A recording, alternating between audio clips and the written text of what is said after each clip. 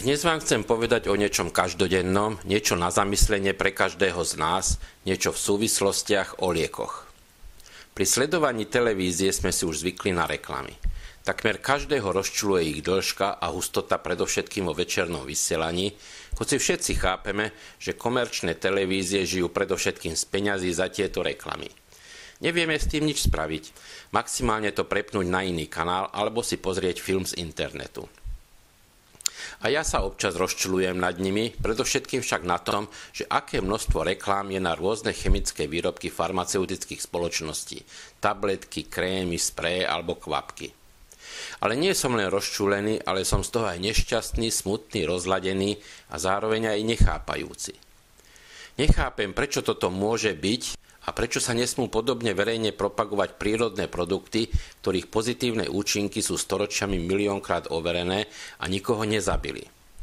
Že vraj takýto je zákon. Štve ma aj to, ako ľudia reagujú a slepo veria týmto reklamám a nakupujú ich v nenormálnych množstvách nielen pre seba, ale dokonca aj pre svoje deti. Štve ma aj to, ako sa tieto firmy jednoduchou eleganciou zbavujú zodpovednosti, vypísaním dnes už všetkým známej formulky: pri používaní tohto lieku si prečítajte príbalový leták alebo sa poradte so svojím lekárom či lekárnikom.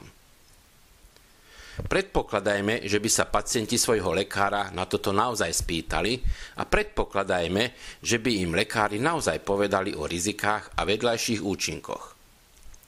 Nepredpokladám však, že by im niekto z nich niekedy povedal o najpodstatnejšej veci. Koľko ľudských životov vyhaslo vďaka týmto vedľajším účinkom. Konkrétne, že by povedali čísla, aké veľké je toto riziko. Pozrime si zo pár údajov, ktoré sú čerpané z lekárskych odborných časopisov.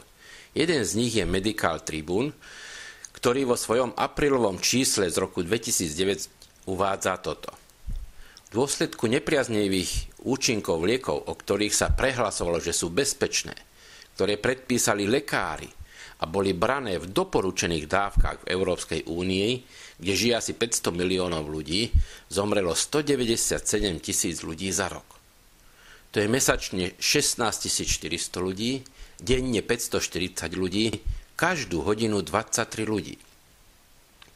V maďarskom odbornom lekárskom časopise pre domácich lekárov Granum sa uvádza, že v Maďarsku ročne zomrie 7-8 tisíc osôb v dôsledku nepriaznivých účinkov liekov, ktoré im predpísali ich lekári. To je denne 20-22 osôb, teda takmer každú hodinu jeden človek. Na Slovensku je tento pomer presne polovica.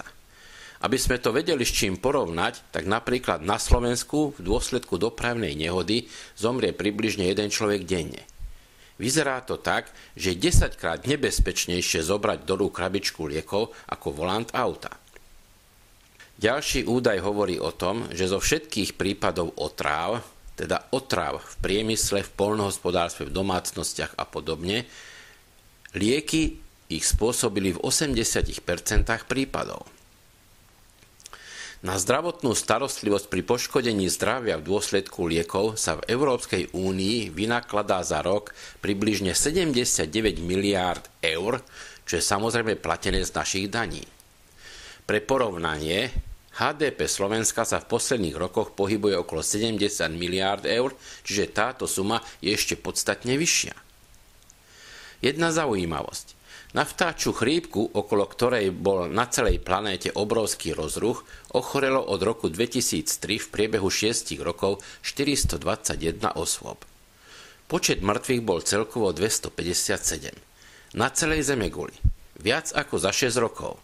Toto je údaj z oficiálnej správy WHO, Svetovej zdravotníckej organizácie, zo dňa 29. apríla 2009. Na našom malinkom Slovensku netreba ani mesiac na to, aby zomrelo viac ľudí na vedľajšie účinky liekov. Ale veď oni hovorili, mali sme sa spýtať nášho lekára či lekárnika. A ešte jedna zaujímavosť. Jeden medic, volal sa Jeffrey Johnson, a jeho profesor Lyle Butman spravili v USA v roku 1995 zaujímavý prieskum.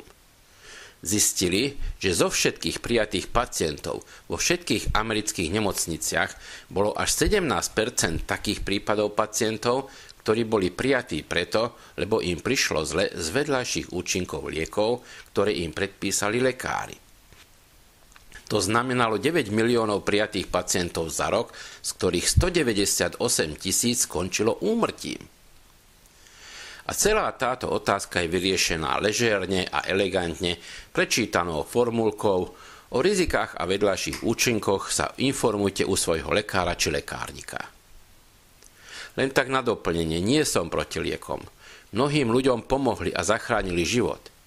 Ale ináč by sme sa správali, keby sme o tomto vedeli. Určite zodpovednejšie.